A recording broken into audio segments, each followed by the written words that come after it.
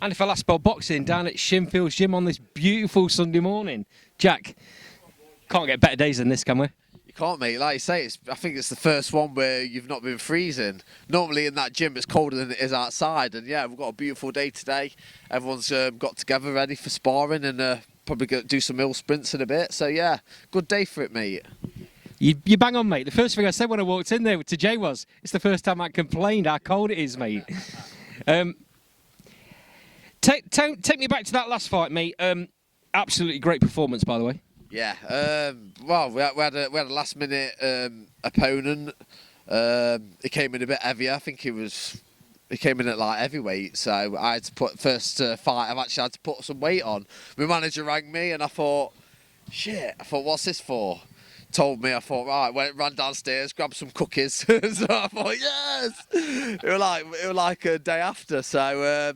But yeah, like, to be fair, I think if he wants such a heavier opponent, I would have got him out there. I got him in trouble a few times, but when he put his weight on me, that was it. He pulled my back out, to be honest. I was in a back brace for about 2-3 weeks after, because every time I got him in the corner, whoa, head was down. And do you know what? Fair play to him. The right tactic to do, because if not, I'd have levered his head off. So, weight categories for a reason, right? Yeah, exactly, mate. Exactly.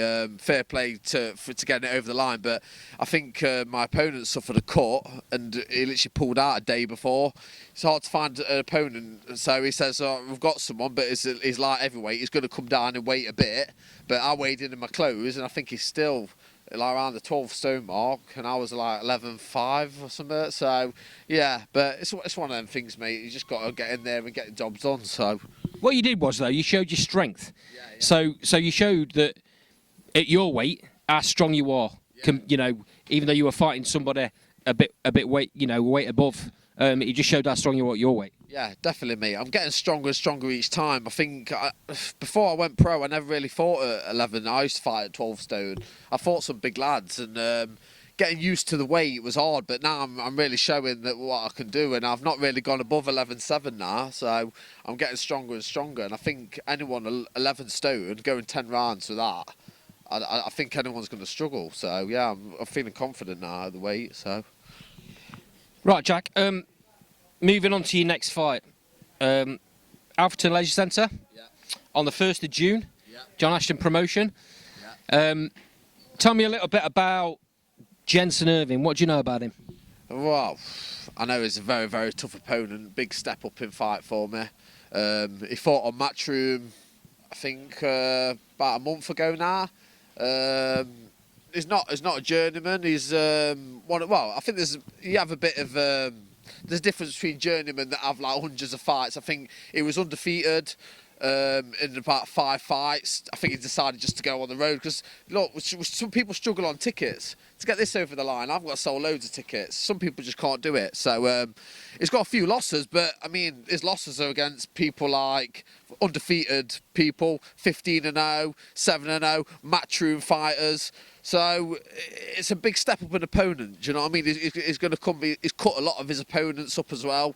And then when the fights he's lost have only been by a couple of rounds, not with these where they've lost every single round. So it's going to be a real test, this one. Yeah, some of these records are a little bit, let's say, unbalanced. Yeah. Like you say, he went 4-0, and then for whatever reason he went on the road. Yeah, like and ticket sales, mate. But not everyone can sell like you get these big fights. Everyone goes, when you get a title fight, they don't realise you have to put $5,000 into the pot. Go sell 100 tickets to. So I bet he just thought, you know what? I can't be bothered with this. I'm going to go on the road and get paid 1,500 quid or whatever. And the thing is, you go on the road and you're two rounds down already. Yeah, of course you are, mate. And it's one of them. I was going, would you take a fight on telly? But Eddie Hearn ain't going to put you in with give you a fair fight. He's going to put you in one of his prospects. Do you know what I mean? Like a bit like Ryan Amos when he went to get Junaid Boston. You're getting someone that's 7-0, 7 knockouts. Like it is hard on the road, but you know what? He's had some tough opponents, and he's only lost by a couple of rounds and stuff. And you can tell he comes to fight, so it's a great fight. He's only been stopped once. Yeah. So there's a target, mate. Yeah, I know. Yeah. Well, we're going to try my best. So, like I say, it's a 6-rounder. It always takes me a couple of rounds to get going. So, yeah, I'm feeling confident, mate. I'm feeling strong.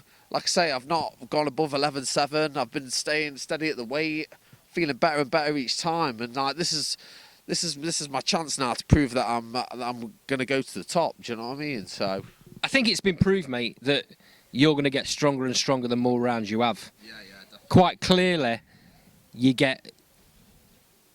kind of warm into a fight. I think it's the best way of putting it. Yeah, that's why they call him the machine, mate. It's like I'm a bit like a train. It takes me a bit of time to get going, and when I'm going, I'm like this. Yeah. Do you know what? You know, with the first couple of rounds, like when I fought Taylor Gregg, I think, God, I'm blowing a bit. Like, God, but then I'm just going. It's funny, but yeah, it takes me 2 rounds to get my head around things, and then I just start hitting to get stronger and stronger while people start going down a bit. So yeah.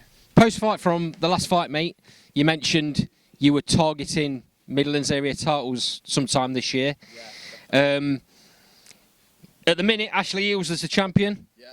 Beat Stanley Stannard last time out in a very, very close fight. Yeah.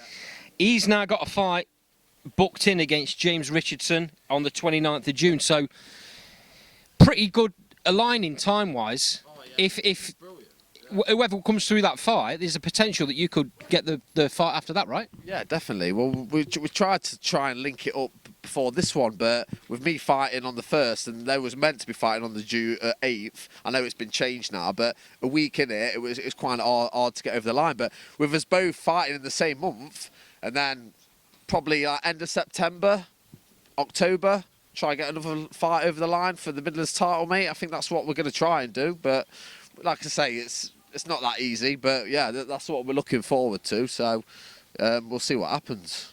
Sounds like a plan, mate. Little bit of a reaction to last night's undisputed heavyweight title fight. What's your feelings? Well, I'm feeling tired, that's for start.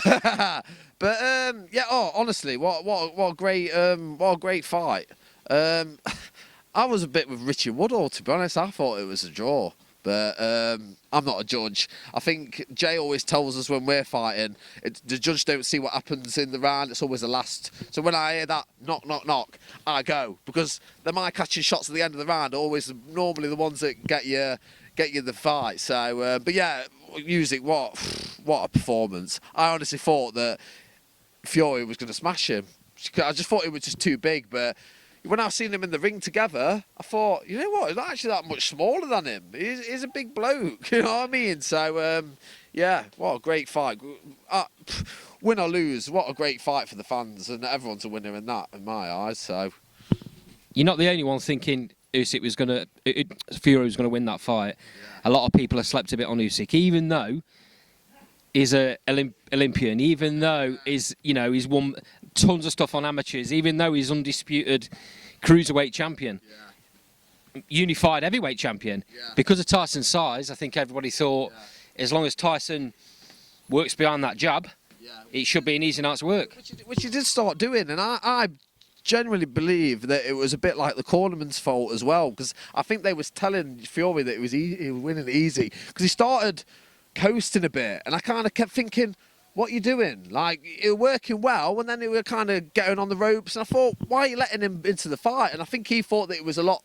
I think he thought he was winning it a lot more than he was, so I think he let Usyk back into the fight. Do you know what I mean? But yeah, it was great fight. Jack, I've took enough of your time up, mate. Get back in there, get a sweat on. Yeah, cheers, mate. Thanks for having me. Cheers, pal. Right, nice one, pal.